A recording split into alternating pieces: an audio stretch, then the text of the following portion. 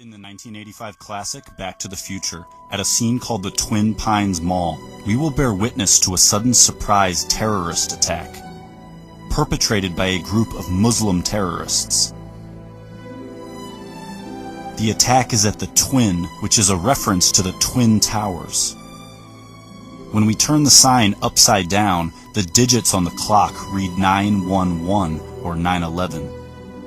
The Twin Pines are a symbolic representation of the Twin Towers. Before the terrorist attack, the twins are present, but after the attack, the twins are gone, replaced with a single pine.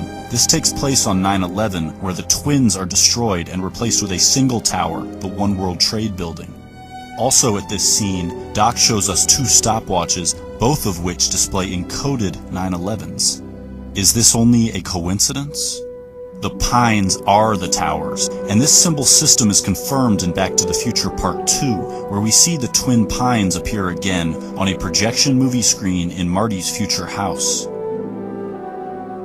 Marty's family gathers around the movie screen, and the Twin Pines actually morph into the Twin Towers. This is because the Twin Pines are the Twin Towers. The pines are the towers. Pines, towers. And the Twin Pines Mall is the Twin Towers Mall, which is why all the clocks here secretly say 9/11 and why there will be a Muslim terrorist attack resulting in the destruction of the Twin Pines, or the Twin Towers.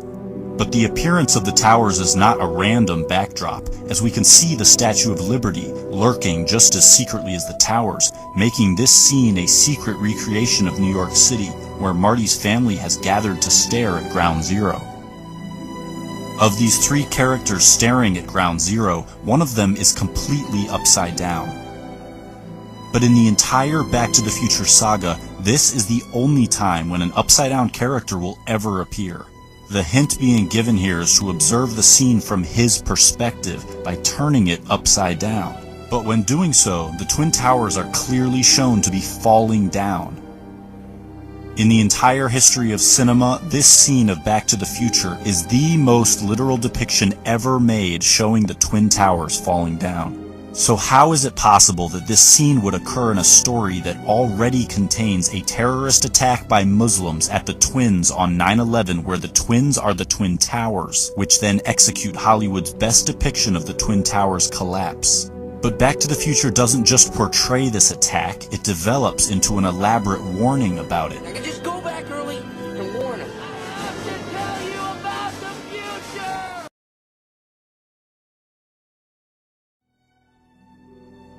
Marty knows exactly when and where this tower strike will happen because it's all written on this flyer and placed in his hands, but something lurks in the background overseeing this transaction. But why does this symbol hover while Marty is forewarned about the tower strike? Back to the Future was written and directed by Robert Zemeckis, first released in 1985, but to depict the future, Zemeckis chose October 2015. Alright, Doc, what's going on, huh? Where are we? When are we? October 21st, 2015. 2015? The Twin Towers scene takes place in October 2015, and the towers appear on a movie screen, meaning the McFly family is watching a secretly placed Twin Towers movie released on October 2015, directed by Robert Zemeckis. So how could it be that now, in the real October 2015, a major Hollywood production is about to hit theaters worldwide, and it is exclusively about the Twin Towers? It happens to be directed by Robert Zemeckis. The title of this new Twin Towers film is The Walk, and this new Twin Towers film has the exact same release date as the secret Twin Towers film planted in Back to the Future, which exposes the symbolism of the pines and depicts the Twin Towers collapse. So why would Zemeckis now draw our attention to it with a major Hollywood production? Back to the Future was released in 1985, The Walk in 2015, exposing this warning after 30 years. Marty writes this warning into a letter. He seals it shut, intending for it to remain hidden for a specific amount of time. What committee of this? Find out in 30 years! What committee of this? Find out in 30 years! The walk is the reveal of the 9/11 warning given to Doc while he is rigging a giant wire to the Twin Tower representing Clock Tower. Evening, Dr. Brown. What's with the wire? The walk is about a plot to rig a giant wire to the Twin Towers. So Marty records the warning while Doc is rigging the wire to the tower. Marty tells Doc he will understand the warning in 30 years. Find out in 30 years! 30 years later, the director makes a movie about rigging a wire to a tower, the Twin Towers, because the warning within Marty's letter is about a terrorist attack at the Twin Towers. What's with the wire? What's with the wire? What's with the wire? What's with the wire? After rigging this wire, the tower strike takes place, and a Marty McFly from the future runs out onto the scene. He has just time traveled here from October 2015, the release date of The Walk. But in The Walk, standing on top of the Twin Towers, is Marty McFly. This Marty has arrived here from the exact date where this Marty is standing. The plot of The Walk is the tower wire rigging event that just took place at this scene. One Marty is standing on top of the Twin Towers, while the other Marty stands inside a giant flaming 9/11 in the wake of a tower strike. While simultaneously across town, another Marty witnesses a terrorist attack take place at the Twins, which are actually the Twin Towers, a fact we learned from the secretly placed Twin Towers movie released on October 2015. This movie is actually The Walk, which is why it has Marty McFly standing on top of the Twin Towers. What's the meaning of this? What's with the wire? What's with the wire? More human minds on planet Earth observed 9/11 than any single event in human history, making it a massive terrestrial meditation concentrating collective consciousness onto a single space-time focal point, making 9/11 humanity's most potent consciousness-altering stargate.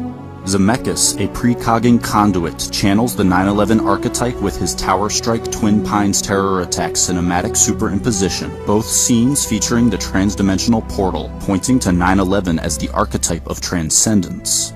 The consciousness portal is opened by touching the 2001 monolith, the movie screen, as touching the two-dimensional screen dispels its three-dimensional guise, revealing how the images it portrayed were not actually real. Those that use so many names that you forget your own. To touch the monolith is to be freed from the fabricated narrative portrayed on the screen or by film, finally seeing the illusion employed to paint audience perspective into a box. The screen as the 2001 monolith is present on Ground Zero in the form of the Millennium Hilton Hotel, which was intentionally built to mimic the 2001 monolith, the movie screen. Humanity's mass tuning in to the 9/11 event was the collective touching of the monolith, where enslaved minds in mass began rejecting the narrative of their controllers. To tune in to 9/11 was to touch the screen and finally see the illusion opening the portal of transcendence. As Marty opens this portal during the 9/11 scene splice amalgamation, he makes contact with the illusion by touching film via the film booth at the exact moment the portal opens. Then by touching film via the movie theater at the exact moment the portal opens. Again, to open the portal, Marty must touch film via the movie screen at the exact moment the portal opens, touching the screen, dispelling the illusion, opening the portal while enacting the 9/11 archetype. To touch the screen, finally becoming the creator of the fabricated images, relinquishes the monopolization of its power, removing the smoke from the screen and arming the awakened with skepticism. This film-instigated ascension is the same as the 9/11 ascension, a message that discredits the medium which carries it.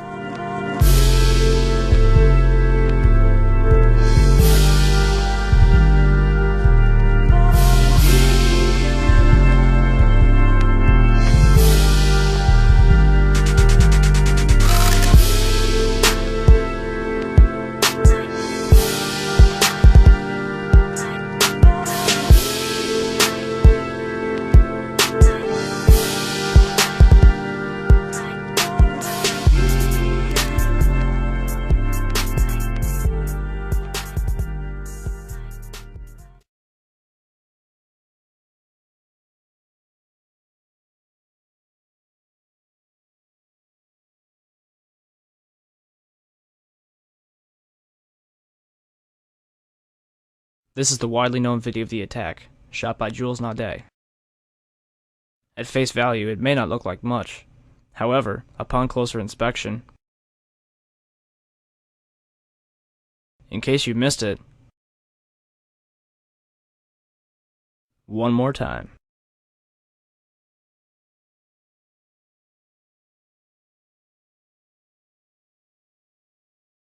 If you look closely, you'll notice that the shadow of the plane meets the building after the flash occurs. This means that the flash is not the fuselage colliding with the building, but rather a separate event. Not to mention that the flash is twice as wide as the fuselage itself. Within minutes of the attack, news teams from all over the city had their cameras trained on the World Trade Center. Therefore, the second impact was covered by almost every conceivable angle. This footage was shot by CNN. On the underside of the fuselage, an extra piece of equipment is visible.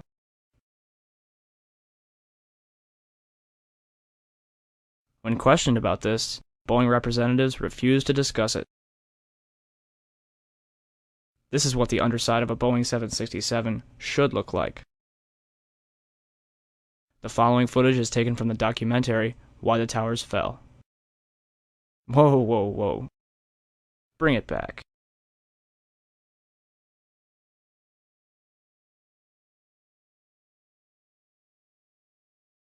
Did you catch that?